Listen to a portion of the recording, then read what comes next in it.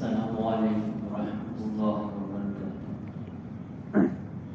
الحمد للہ وکفى وسلام علی عباده الذین اصطفى، اما بعد فاعوذ باللہ من الشیطان الرجیم، بسم اللہ الرحمن الرحیم۔ ان اللہ اشترى من المؤمنین انفسهم واموالهم بان لهم الجنہ۔ وعن عبد المزني رضي الله تعالى عنه قال قال رسول الله صلى الله عليه وسلم لرجل وهو يعظه قال اغتنم خمسا قبل خمس، شفاءك قبل حرمك، وصحتك قبل مرضك، وغناك قبل فقرك، وحياتك قبل موتك، وفراحتك قبل شغلك۔ رواه الترمذي۔ اللهم صل على سيدنا محمد وعلى آل سيدنا محمد وبارك وسلم۔ میرے محترم دوستو، بزرگوں، میں نے آپ کے سامنے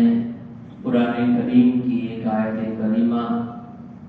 اس کا ایک حصہ پیش کیا، اور ترمذی شریف کی ایک روایت حضرت عمرو بن میمون اودوی رضی اللہ تعالیٰ عنہ کی ذکر کی۔ در حقیقت بات اسی روایت پر کرنی ہے۔ حدیث بہت ہی قیمتی نصیحت اس حدیث میں اللہ کے نبی صلی اللہ علیہ وسلم نے ایک صحابی کو فرمائی۔ فرماتے ہیں کہ اللہ کے نبی صلی اللہ علیہ وسلم نے ایک صحابی کو نصیحت کرتے ہوئے یہ بات ارشاد فرمائی، اغتنم خمسا قبل خمس، کہ بھائی پانچ چیزوں سے پہلے غنیمت جان لیں۔ پانچ چیزوں سے پہلے غنیمت جان لیں۔ یہ حدیث ایسی ہے کہ انسان کی پوری زندگی کا نچوڑ آپ صلی اللہ علیہ وسلم نے ان پانچ چیزوں میں ذکر فرما دیا، اور یہ ایسی چیزیں ہیں کہ جس کا تعلق ہمارے معاشرے سے بھی ہے، نوجوانوں سے بھی ہے، بچوں سے بھی ہے، اور بوڑھوں سے بھی ہے۔ یعنی ہمارا پورا معاشرہ اجمالی طور پر اور انفرادی طور پر ہر آدمی کو اس حدیث پر عمل کرنا ضروری ہے۔ آپ صلی اللہ علیہ وسلم نے سب سے پہلے یہ جو فرمایا کہ پانچ چیزوں کے آنے سے پہلے غنیمت جان لو، مطلب اس کی قدر کر لو، ورنہ یہ چیز بہت جلدی تم سے نکل جائے گی۔ سب سے پہلے جو ذکر فرمایا شبابک قبل حرمک، اپنی جوانی کو بڑھاپے کے آنے سے پہلے غنیمت جان لو، اس لیے کہ یہ جوانی آپ کی ہمیشہ نہیں رہے گی۔ جوانی کا جو وقت ہے اللہ تبارک و تعالیٰ نے جو تم کو دیا ہے، وہ اپنی ذات کے لیے قیمتی بناؤ، اپنے گھر والوں کے لیے قیمتی بناؤ، معاشرے کے لیے قیمتی بناؤ، ورنہ یہ جوانی جب چلی جائے گی تو پتہ نہیں کہ بڑھاپے میں تمہاری کیا حالت ہوگی۔ یعنی جوانی کا جو وقت ہے انسان کو اس کی قدر کرنی چاہیے، ورنہ جب یہ ایک مرتبہ وقت نکل جاتا ہے جوانی کا، پھر وہ دوبارہ آتا ہے۔ اسی لیے اس کا نام بھی رکھا ہے جوانی، یعنی یہ چلی جائے گی۔ گجراتی زبان میں جوانی وہ دوبارہ نہیں آئے گی۔ اللہ تبارک و تعالیٰ نے انسان کی پوری زندگی میں سے سب سے بہترین وقت جو رکھا ہے وہ اس کی جوانی کا ہے۔ اس میں آدمی اپنا کیریئر، اپنا فیوچر اور اللہ کے جتنے قریب بننا چاہے آدمی بن سکتا ہے۔ اگر وہ ولی صفت انسان بننا چاہے، اسی جوانی کا وہ دور ہے کہ بالغ ہونے سے لے کر 30-35 سال تک اگر وہ اپنی جوانی کے اوقات کی قدر کر لے، وہ اللہ کے یہاں وہ اللہ کا ولی بن جاتا ہے، اس کی زندگی قیمتی بن جاتی ہے، اور وہ اپنے وقت کی قدر کرنے کی وجہ سے ایسا ہیرا بن جاتا ہے کہ اس کی روشنی سے اس کی ذات کو نہیں، اس کے گھر والوں کو نہیں، عالم اسلام کو فائدہ پہنچتا ہے،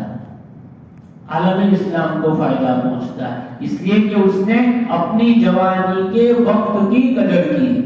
آج ہمارے معاشرے میں سب سے سستی اگر کوئی چیز ہے تو وہ وقت ہے۔ آج ہمارے معاشرے میں سب سے سستی اور بے قدر کوئی چیز ہے تو وہ ہمارا وقت ہے، جس کو ہم لوگ گزار رہے ہیں۔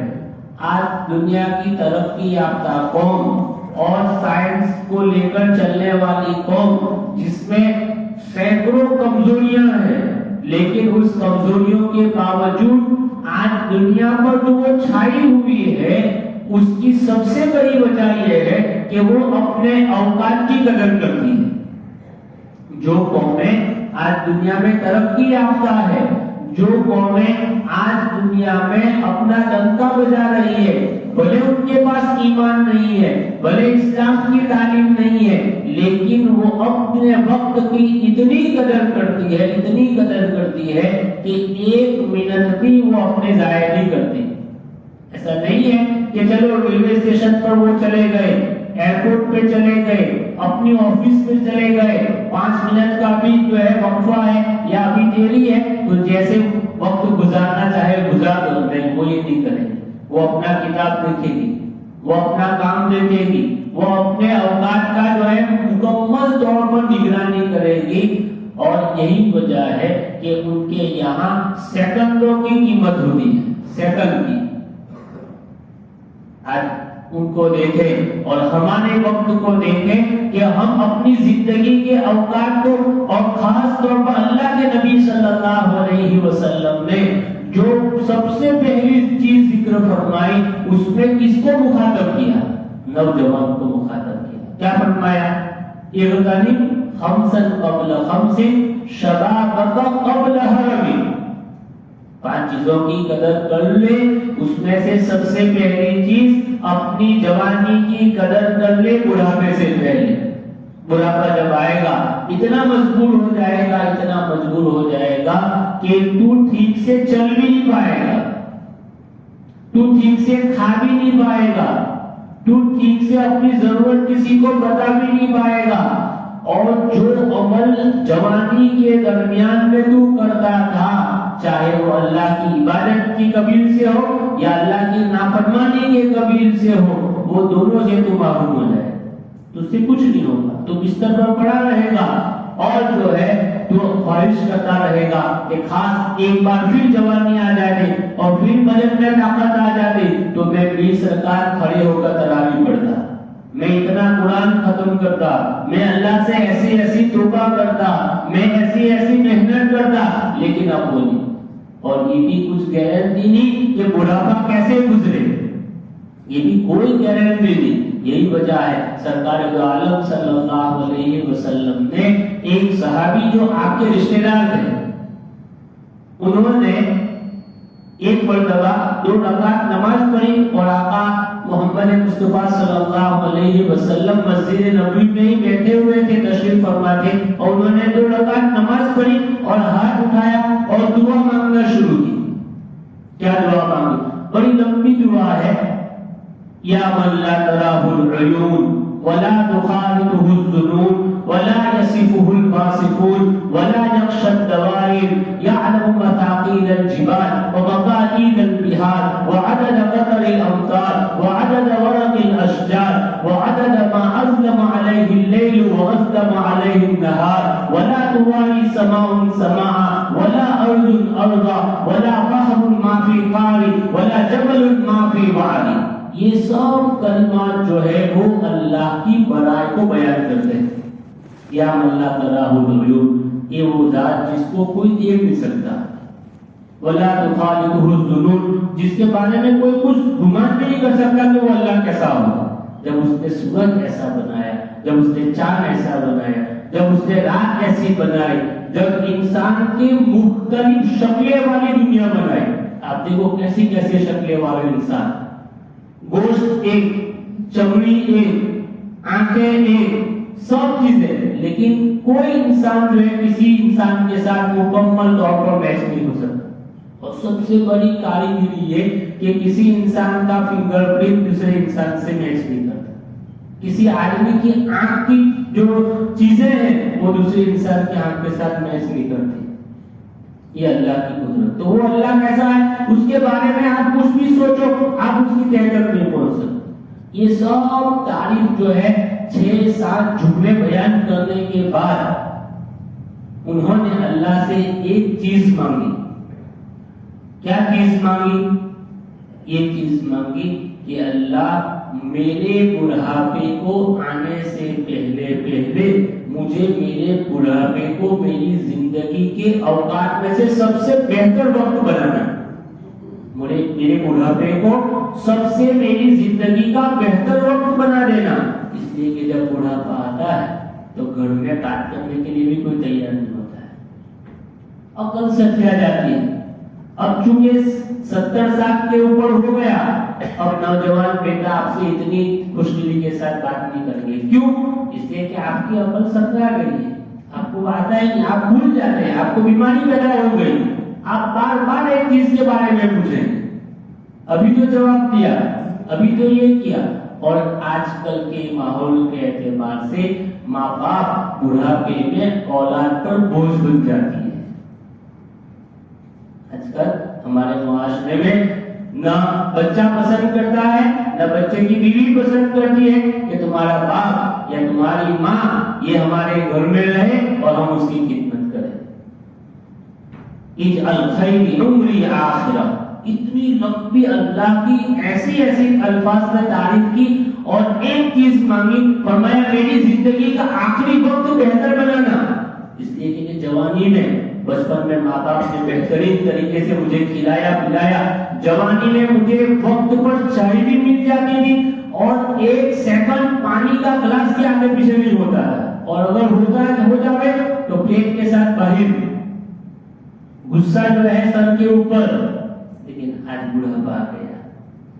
آج جن بچوں پر میں روک کرتا تھا وہی بچے جو ہے مجھے زبردستی زور سے پکڑ کر بٹھا دیتے ہیں، یا میری عمر نہ تھا کون آ کر کرنا ہے۔ بڑھاپا آ گیا، بڑھاپا آ گیا۔ اب آپ سے جو ہے سب گھر میں بات کریں گے لیکن آپ سے کوئی بات نہیں کریں گے، چھوٹے بچے بھی آپ کو اگنور کریں گے، بڑے تو آپ کو پوچھیں گے ہی نہیں، اس لیے کہ آپ کام کے کس کے رہے، آپ کو صرف زمین میں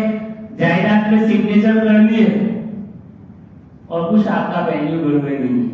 فرمایا اجعل خیری عمری آخرہ، یہ اللہ میری زندگی کا بہتر وقت جو ہے وہ آخری وقت بنانا، کہ کہیں ایسا نہ ہو کہ اولاد دھکے دے کر گھر سے نکل دے اور میری جائیداد میرے لیے وبال جان بن جائے، کہیں ایسا نہ ہو کہ جن اولاد کے لیے میں نے جوانی جو ہے پوری پکا دی اور نہ میں نے میری راحت کا کوئی خیال کیا، نہ میری آرام کا کوئی جو ہے میں نے سوچا، ان اولاد کے لیے آج یہی اولاد جو ہے اس سے بات کرنے کے لیے بھی تیار نہیں۔ فرمایا اجعل خیری عمری آخرہ، یا اللہ عزت والا بڑھاپا دینا، عزت والا بڑھاپا دینا۔ پھر فرمایا وخیر ایام یوم القاک، اور میں جس دن تجھے ملوں اللہ اس دن میری زندگی کا بہتر دن بنانا، اور میری زندگی کا وہ عمل آخری ایسا بنانا جس سے آپ راضی ہو جاؤ۔ یہ 3 چیزیں اس صحابی نے اللہ کے نبی صلی اللہ علیہ وسلم کی روبرو یہ دعا مانگی۔ آپ صلی اللہ علیہ وسلم نے ان کی دعا کے بعد ان کو بلایا، ادھر آؤ قریب آؤ، فرمایا یہاں بیٹھو، اور ان صحابی کو حکم دیا کہ آج جو ہمارے یہاں ہدیہ آیا ہے بحرین سے یا کسی اور جگہ سے، سونے کا ڈلا اندھے کی شکل میں سونے کا ٹکڑا جو آیا ہے وہ لے آؤ، اور وہ لے آیا، کہا کہ یہ آپ کو میری طرف سے ہدیہ، یہ گفٹ ہے آپ۔ تو انہوں نے عربی زبان میں کہا کہ اللہ کے نبی صلی اللہ علیہ وسلم یہ جو آپ نے مجھے ہدیہ دیا ہے یہ ہماری رشتہ داری کی وجہ سے دی ہے۔ تو کہا کہ رشتہ داری کا حق تو ہے، آپ صلی اللہ علیہ وسلم نے فرمایا رشتہ داری کا حق تو ہے کہ یہ ہدیہ دیا جائے، لیکن ابھی اس وقت میں نے رشتہ داری کی بنیاد پر آپ کو یہ ہدیہ نہیں دیا، یہ ہدیہ میں نے آپ کو جو دیا ہے، آپ نے اللہ کی جو تعریف کی، اور تعریف کے بعد جو چیز آپ نے اللہ سے مانگی ہے ایسی کوئی نہیں مانگ سکتا، ایسی چیز کوئی نہیں مانگ سکتا۔ آپ کی عقل کو داد دینی چاہیے کہ آپ نے بڑھاپا آنے سے پہلے اپنے بڑھاپے کی حفاظت کا سوال اللہ سے کر لیا، اس لیے آپ نے اس حدیث میں فرمایا شباب قبل حرم، بڑھاپے سے پہلے اے نوجوانوں اپنی زندگی کے اوقات کی قدر کر لو۔ جو لوگ جتنے بھی بڑے بنے ہیں، چاہے دنیا کے اعتبار سے ہو یا دین کے اعتبار سے ہو، دین پھیلانے کے اعتبار سے ہو، انہوں نے اپنی زندگی میں جوانی کی حفاظت۔ شیخ زکریا رحمۃ اللہ علیہ کے بارے میں آتا ہے جن کی فضائل اعمال دنیا کے کسی مسجد میں ایسا نہیں ہوگا کہ وہ اس زبان میں موجود نہ ہو۔ انہوں نے اپنے وقت کی قدر کرتے ہوئے آخری میں لکھا ہے کہ انہوں نے آخری دور میں اپنی زندگی میں کھانے کا ایک ٹائم جو ہے رکھا تھا، شام کا کھانا ترک کر دیا تھا، شام کا کھانا چھوڑ دیا۔ کیوں چھوڑ دیا؟ پوچھا گیا کہ حضرت آپ 2 ٹائم کھاتے تھے، اب 1 ٹائم کھانے لگے۔ فرمایا کہ آج تک جو ہے میری ہمشیرہ، میری بہن چھوٹی جو تھی وہ زندہ تھی، اور میں شام کو حدیث لکھتا تھا، کتابیں لکھتا تھا، تو شام کا کھانا وہ اپنے ہاتھ سے تیار کر کے میرے منہ میں نوالا رکھ دیتی تھی، میں ٹائم برباد نہیں کرتا تھا۔ آج وہ دنیا سے چلی گئی اور میرا جو ہے ناز برداری کرنے والا کوئی نہیں رہا، میرا یہ نخرہ اور میری یہ خدمت کرنے والا کوئی نہیں رہا، اس لیے میں نے 1 ٹائم کا کھانا چھوڑ دیا۔ اور ہمارے یہاں کھانے کے لیے جو ہے فاؤنٹن تک جاتے ہیں، ممبئی تک کھانے کے لیے جاتے ہیں، صرف کھانے کے لیے۔ اور یہاں جو ہے ہمارے اکابر جو ہے اپنی زندگی میں 1 ٹائم کا کھانا سرو کر دیتے تھے، تب جا کے اللہ تبارک و تعالیٰ نے ان کی خدمت کو حدیث کے باب میں 50 سال تک جو ہے انہوں نے حدیث کی خدمت کی، اور یہ احادیث کی خدمت جو کہ ان کی ہے وہ ہم سب جانتے ہیں۔ تو یہ شباب کا قبل حرم، بڑھاپے سے پہلے اپنے وقت کی ہم قدر کریں۔ آج ہمیں نہیں پتا کہ ہم ہمارے اوقات کو کیسے ضائع کرتے ہیں۔ ایک آدمی کا اسٹیٹس ہے پہلے تو 30 سیکنڈ کا اسٹیٹس ہوتا تھا، اب تو 1 منٹ کا ہو گیا۔ ہم دن میں اگر شمار کریں تو کتنے لوگوں کا ایسے ہی ضائع کر دیتے ہیں وقت کو اسٹیٹس دیتے ہیں صرف فون میں۔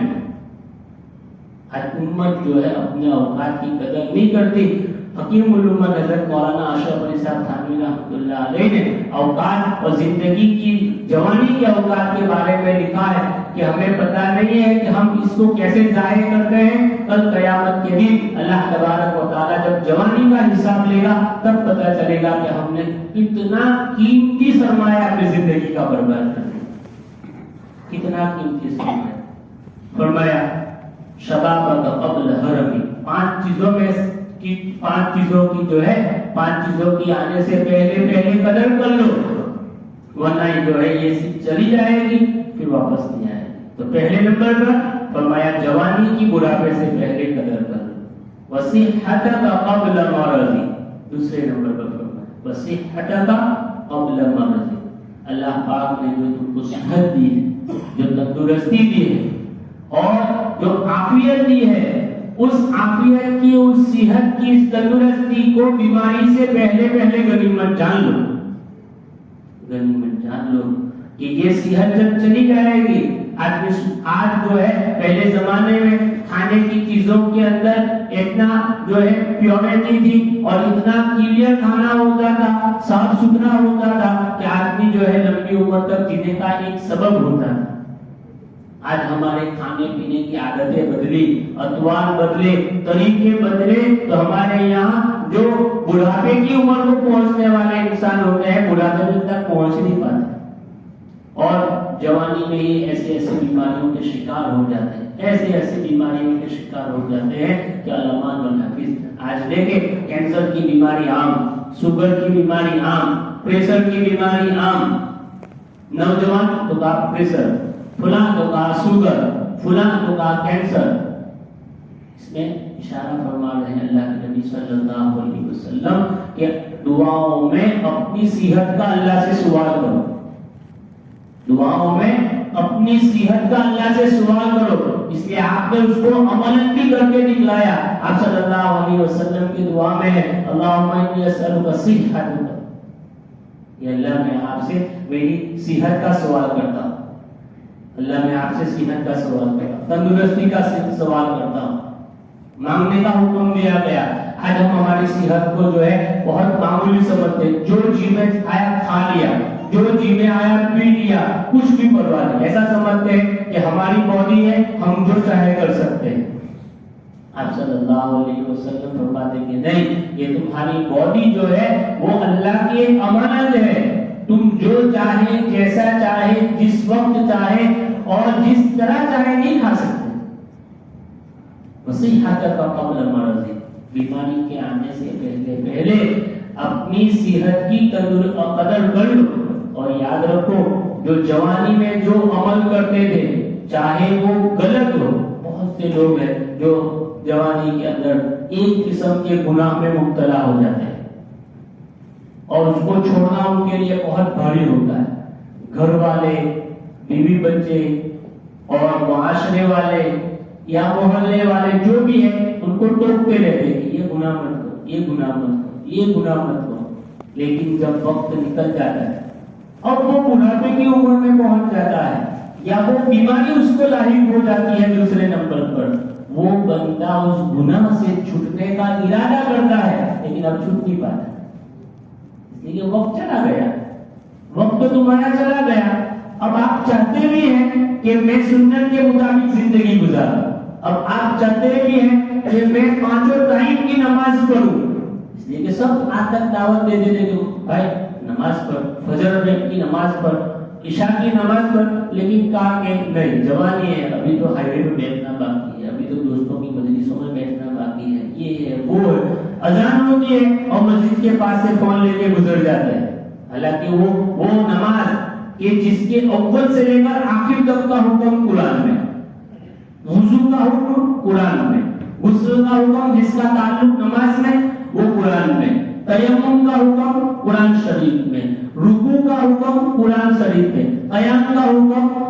قرآن شریف میں، قرات کا حکم قرآن شریف میں، صلاۃ الخوف کا حکم قرآن شریف میں، تہجد کا حکم قرآن شریف میں۔ نماز وہ چیزیں ہیں کہ جس کا ہر رکن جو ہے اور ہر چیز اللہ پاک نے قرآن میں بیان فرمائی، ہر چیز قرآن میں، بلکہ جو نماز دینے کے لیے جس جگہ پر اللہ تبارک و تعالیٰ نے آپ صلی اللہ علیہ وسلم کو بلایا اس پر تو سورج کی شروعات ہوئی، سبحان الذی اسری بعبدہ لیلا من المسجد الحرام الی المسجد الاقصی الذی بارکنا حوله۔ جب آپ معراج میں گئے تو جو نماز وہاں ہوئی اس کا ذکر بھی قرآن میں، لیکن وہ نماز آج ہمارے لیے باتوں کی نظر ہو جاتی ہے، کھانے کی نظر ہو جاتی ہے۔ اب بڑھاپا آیا، اب مسجد کا کونا پکڑنا چاہتا ہوں لیکن مسجد تک لے جانے والا کوئی نہیں، اولاد کیا کہہ دیا تھا ہمارا جاؤ جاؤ ہمارا ٹائم میں، اب کون لے جائے؟ اب جی جلتا ہے، اب وہ جی جو ہے آنکھوں سے آنسو بہ کر نکلتا ہے، چارپائی پر پڑے ہوئے ہیں، بیماری لگی ہوئی ہے،